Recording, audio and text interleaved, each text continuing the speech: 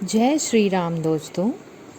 भगवान हनुमान, जिन्हें अंजनी पुत्र, पवन पुत्र और केसरी नंदन और राम भक्त हनुमान के रूप में भी जाना जाता है, हिंदू धर्म में अटूट भक्ति, अपार शक्ति और अद्वितीय सेवा भावना के प्रतीक हैं श्री हनुमान जी।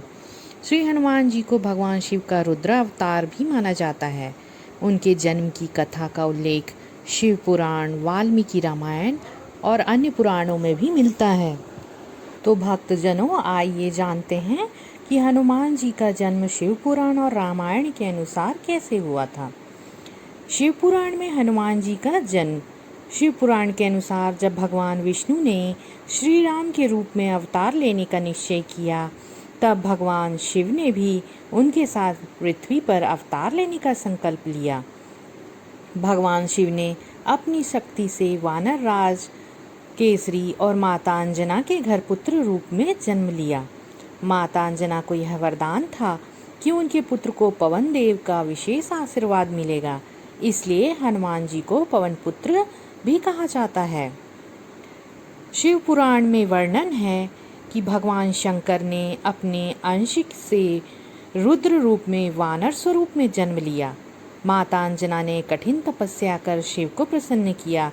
तब महादेव ने रुद्रांश के रूप में जन्म लेकर श्री हनुमान स्वरूप धारण किया। आइए जानते हैं कि वाल्मीकि रामायण में हनुमान जी का जन्म कैसे हुआ। वाल्मीकि रामायण में भी हनुमान जी की जन्म की कथा का विस्तार मिलता है।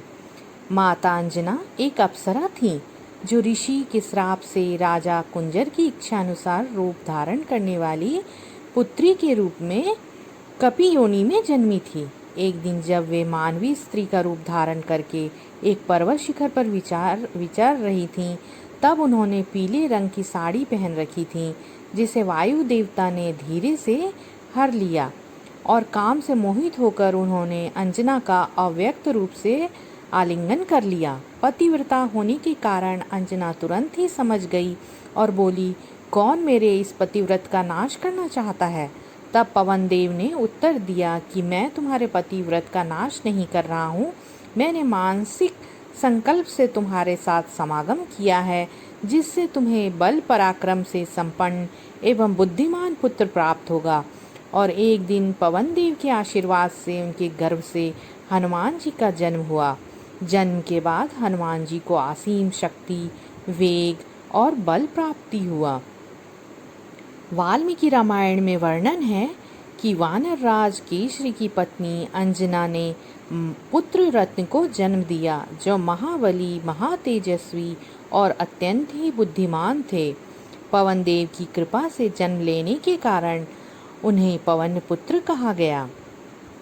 श्री हनुमान जी के जन्म के बारे में एक कथा यह भी प्रचलित है कि एक बार अग्निदेव से मिली खीर को राजा दशरथ ने अपनी तीनों रानियों को बांट दिया।